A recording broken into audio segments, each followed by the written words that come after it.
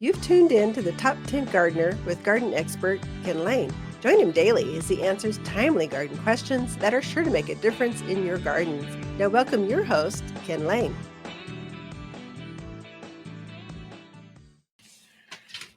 And we are back with Lisa Lain. She comes each week and just shares some garden insider tips and tricks that'll make a difference in your yard like this week. And so we are in the thick of the summer planting season, all the summer mixes. Lots are looking, the plants, they're looking good. Yeah. There's some plants that they love the summer, but they love it when it gets hot. Lantana. It's growing like crazy. Yeah, so there's certain plants that Crape Myrtles. The Crape Myrtles are gorgeous right now, and they just love the heat. Yeah, kind of like me. I'm a summer guy. I like the heat. I'd rather be cold. I'd rather sweat than shiver any day.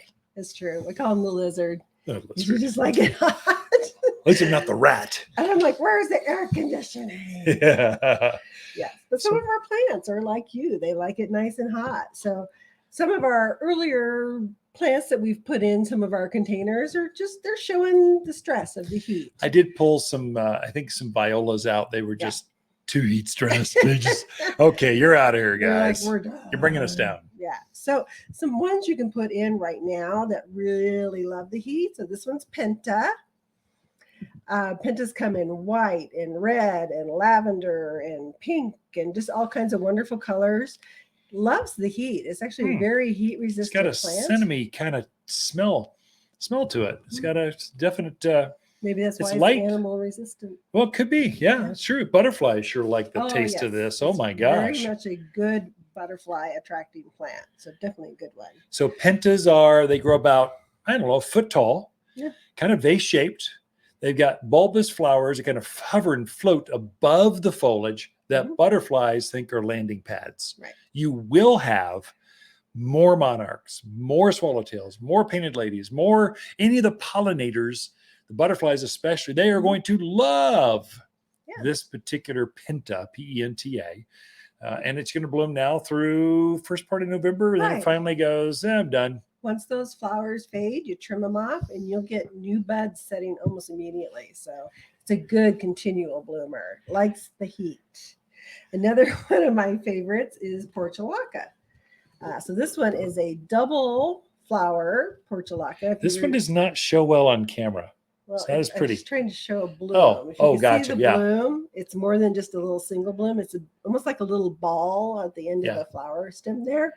And they're another one, very low water usage, but boy, you put them in a hot spot, and they are happy as can be. It's like a rock garden. You put them in; they like spread in between they'll take the radiant heat and just thrive in that. I mean, not just hot, crazy man hot. Right. Yeah.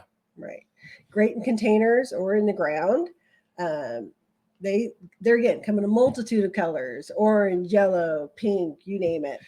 So this is ice plant, right? No, or Portulaca. It's Portulaca. What's the difference between ice plant and Portulaca? Because they look similar to me. They do look very similar. Portulaca is an annual here. It will not come back. The ice plants that we carry are actual perennials. So the ice plants for our area that we bring in will come back year after year after year.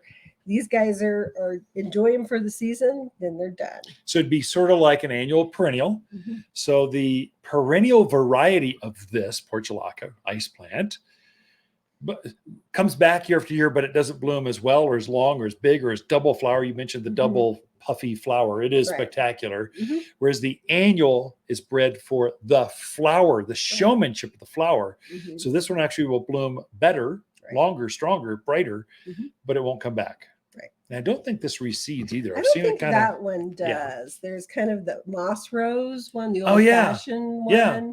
Has a skinnier leaf to it and a simpler flower. That one will reseed, but this one I don't believe does. Big flowing, just kind of flows over the edge of a hot container next to a driveway, in between, next to the walkway going up to the front of the house. This one loves the heat. Hanging baskets.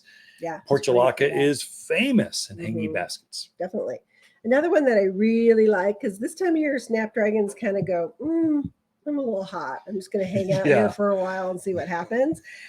Angelina kind of gives you that same look as a snapdragon, but it's one that definitely can take more heat and bloom with that heat. Yeah. Where snaps will take a break when it's so hot.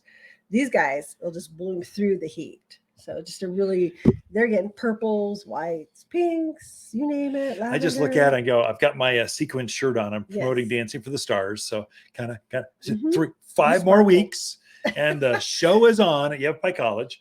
But this purple goes with my blue sequins really, really well. I like it. So I have my 5 more weeks of looking at that shirt. You do.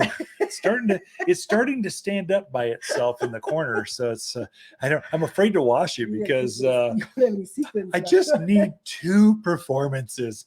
Carrie won't mind, my dance partner. Let's hope. We're dancing 2-3. We're practicing 2-3 times a week. Mhm. And I'm getting better. So I've memorized a third of the program, very fast paced, very like it's movements like crazy. Yeah. She's going, don't hold me. Do the movements from across we need to fill up the whole stage. I'm going, okay. Anyway, I'm trying to keep up with her.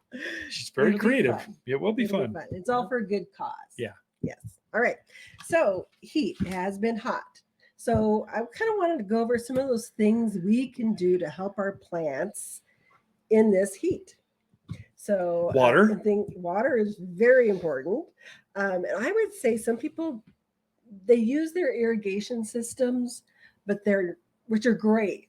Irrigation systems are wonderful for helping you save water, but they're not the end all to end all. This morning I was walking the dogs and irrigation was going off on one of the neighbors' houses and didn't have the head on. It's just spewing out. So it was just shooting. It was just hitting where he had rocks. Yeah. It wasn't actually on the plant. He was watering his weeds, promoting weed growth. Definitely. So irrigation systems are amazing, but you can't just ignore them. They do require maintenance and update, whether you do that yourself or you have somebody come in and check them. I highly recommend run your system where you can go out and watch it and make sure you're not just wasting that water or it's not getting to the plant that it needs to get to. And the other thing is run your system and then go out and check how far down that water went. That's a good idea. Yeah. You know, if you've got a skewer or a screwdriver, go see how deep that water actually went, because some people think, I ran it for 15 minutes. It should be running off by now. Well, it goes down like a half an inch. Yeah. So we definitely need to be deep watering our trees and shrubs in this kind of heat. I was promoting, or I got it in my notes, supplement water, brand new things, just hand watering. Just don't just rely on the drip system for new plants. Add one additional old-fashioned hose or watering can and just add to it to help take the pressure off of those plants. So water.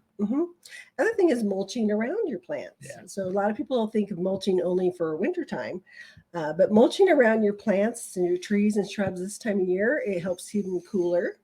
It helps keep the weeds out of there. So you're not going to have weeds sprouting out. And so it's just a really good, keeps more moisture in the soil.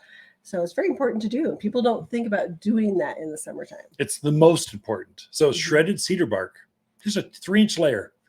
Magical. Cedar keeps bugs away. It's got a repelling action. It keeps the sun off the soil so the sun doesn't burn the soil. And then it keeps moisture in. Does a lot. Attracts worms. All the beneficial stuff. So it does a lot of, they like the organic matter. They're going to go, I'll help break that down. That's kind of their job. And so then they aerate the soil and they break down the compost. Yeah, it's all good. The other thing I would say is another reason to go out in your yard, go in the morning when it's cool, check for insects, things that will be stressing plants out. If you have a stressed plant in this kind of heat, it's going to exasperate. It's just going to be more of a problem.